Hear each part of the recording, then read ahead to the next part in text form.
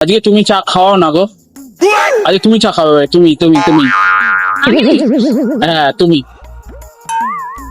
কিপ্টে আমার টাকায় চা খাবি? কি গো, কি মনে মনে ভাবছো এত?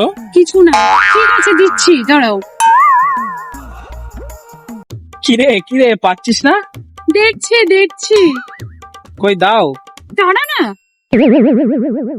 দাও তাড়াতাড়ি দাও। নে ধর। হ্যাঁ, তুই তো আমার থেকেও কিপটে রে।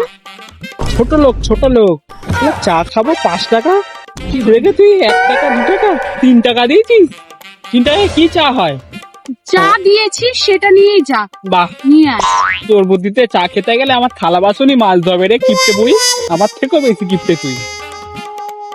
বসিস, তুই যা টাকা দিলি 3 টাকা, আর 3 টাকা তো চা দিল না, আমাকে বলছে লাস্টে বাসন থালা মেজে যেও।